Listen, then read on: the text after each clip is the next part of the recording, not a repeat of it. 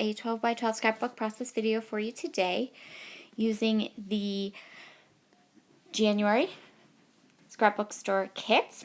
If you want to see all the goodies included in this kit, I do have an unboxing on my video.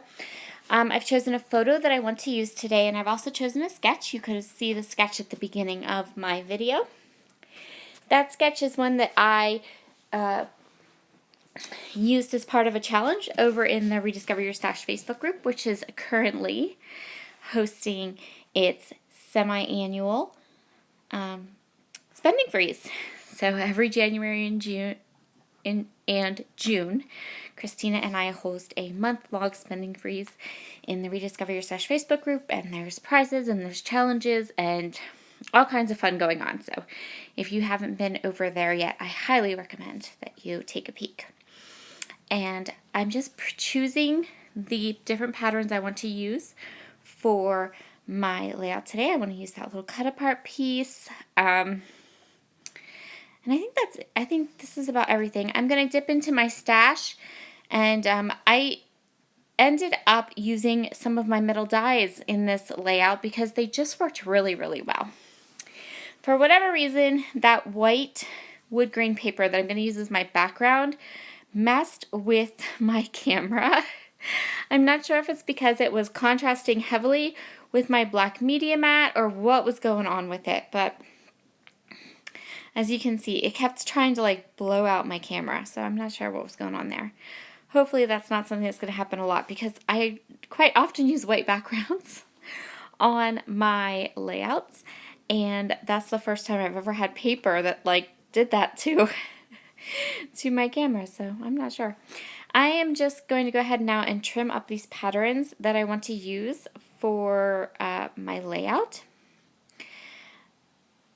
And I ended up cutting into a lot of the papers for this layout just because of the way the sketch was and because of the things I wanted to use. If something was a cut apart sheet, I kind of went with the cut apart background and kind of cut the cut apart background, if that makes sense, so I could save the pieces I knew I wanted to use for future projects and still have the pattern on the other side. So I'm just cutting all of these strips, deciding what I want to use on this layout. This is the second layout I created with this kit. The first layout will actually be up next week.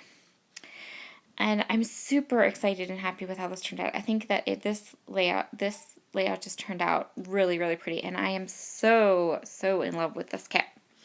So these are some Spellbinders dies. They're little hearts. I'm going to cut 3 of them. In the sketch, there was this large star element, and I loved that large star element. It was part of the reason why I had been first attracted to that sketch to begin with. And so I really wanted to incorporate that large shape element that's in the sketch, and I'm going to do that by using this Spellbinders die. I'm going to cut 3 of these hearts. And I'm going to die cut them off camera, but right now I'm just putting them onto the pattern I want them on because I'm trying to get as much of my cutting done since I have my trimmer right there beside me, and I want to get as much, like I said, as much cutting as I want to get done. So I decided that I really want to use this wreath paper, and I want to make the wreaths kind of an element, an icon that repeats itself along with the hearts throughout my layout.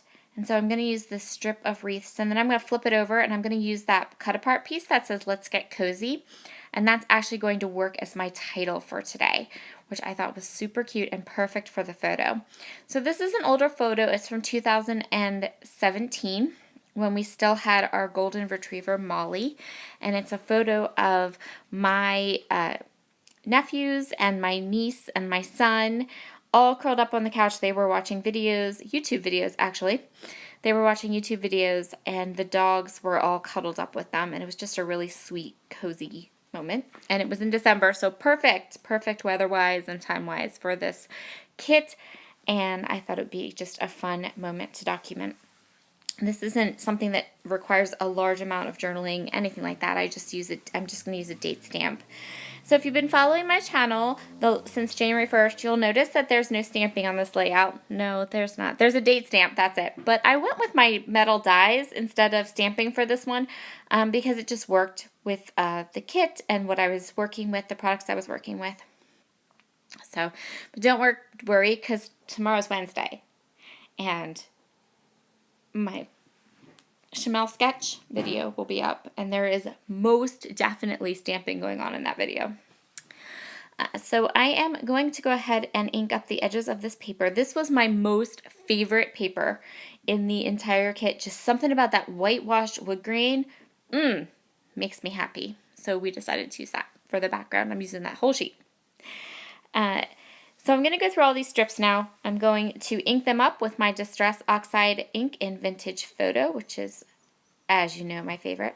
I'm going to fishtail some of these strips. I have more strips on here than the sketch calls for, and I also have them kind of, they're a little more linear, like a little more like they fit into each other a little bit different in the sketch, whereas I kind of made them a little bit more random in their elements. So I'm just going to go ahead, I'm going to get those strips adhered down to my background, and then we're going to get to work on our photo. I'm going to back my photo with this orange paper. I'm going to ink it up, and then I'm going to adhere it to my page with some those Doris adhesive strips. I need to change out the pad on my ink blending tool because there's like schmutz on it or something. But you know what? I'll get there. One of these days I'll just be annoyed enough with it that I switch it out. But right now it's so like nice and inky. I don't want to start with a brand new one because that always gets a little, like you got to practice or you got to like, I don't know. You get to that point where those pads are like the perfect amount of inky and they just work. I don't want to switch mine out yet, but it's kind of disintegrating on me.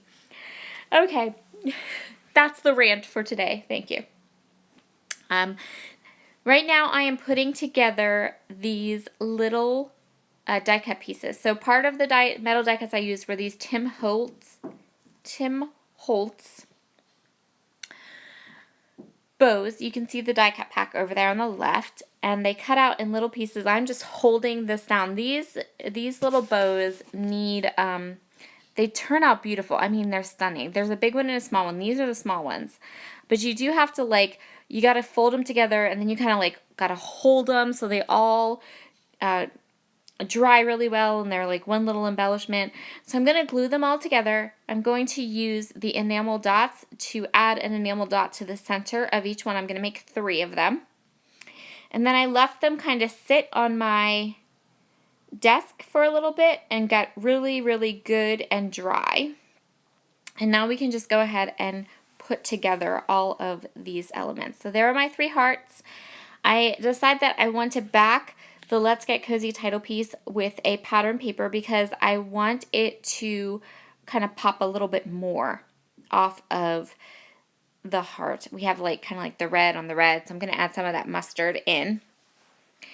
And then I know that I'm going to go ahead and create some clusters using those 3 hearts as the base. And again, this deviates from what the sketch shows. I wanted to have a little bit like an extra cluster, I guess would be the word. I liked the central line of the sketch, but I wanted to add it. I wanted a little bit more. I wanted to fill out the page just a little bit more. And I think that really helps to go with my style, make the sketch my own, so to speak. So I have these 3 little bows. Look how cute these bows are. They're so, so cute. So I'm going to put, again, try to put them into a little triangle, and I decided I'm going to put a little bit of a cluster up at the top.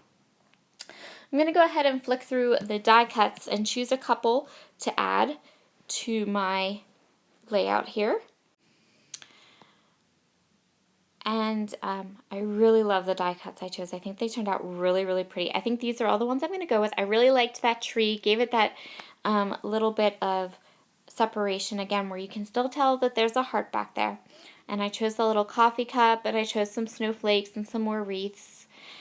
And now I'm going to go ahead and grab the stickers. Well, first I think I put all these die cuts down, but I'm also going to add some stickers onto these clusters, just a few here and there.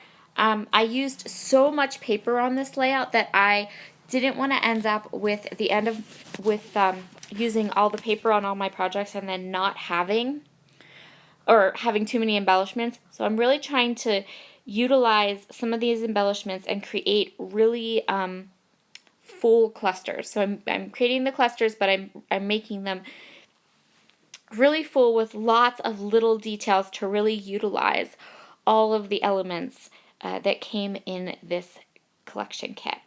So I'm tucking some more snowflakes down there. I'm going to pop up certain elements as I go through here, some of the stickers or some of the die cuts here and there, just to add a little more dimension to the elements on my layout. And you can see those bows. Oh, those bows turned out so cute. I was so glad I was going through when I was going through my dies to look for those large hearts because I knew I had them. I stumbled across those bows and thought, oh yes, bows, perfect. And they turned out really, really cute. Just the perfect little addition there. I'm going to add that sticker that says family because those are definitely members of my family. And so that's the one cluster done. Now I'm going to go ahead and work on that bottom cluster. I'm going to end up using both of those hearts on this cluster. Again, I'm using those hearts as kind of like a base to kind of cluster in and create the rest of my embellishment clusters on top of. This says, I think it says Snowflake Kisses and Warm Winter Wishes. I believe that that's what it says. So I wanted to add that in. I'm going to use this little like house because we were in our home and I just have, it was December. I know it was freezing out. We had a really snowy winter last year, so I had that year, because I have other photos from that year. So I know it was really snowy, so I know that the snowflakes will work. I know that the elements I've chosen, you know, they're not off the beaten path, so to speak. I'm just going to go ahead and start tucking in these clusters and getting them ready to go.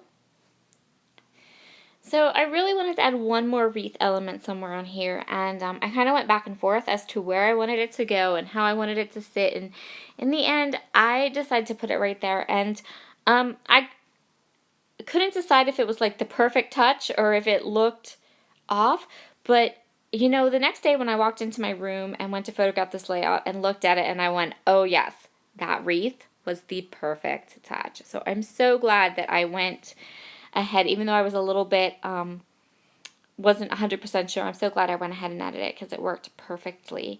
And it added that little bit of green. There's green throughout all the other clusters, so to add that little bit of more green down at the bottom was perfect. And that's where we are going to end this one. As always, be sure to leave any comments down below. I love to read them. And if you'd like to get a hold of one of these adorable kits for yourself, you can always find an affiliate link down below. That affiliate link, if you make a purchase, just helps me in support of my channel. It doesn't cost you anything extra, but you get these beautiful goodies to play with. I will talk to you all again very soon. Bye!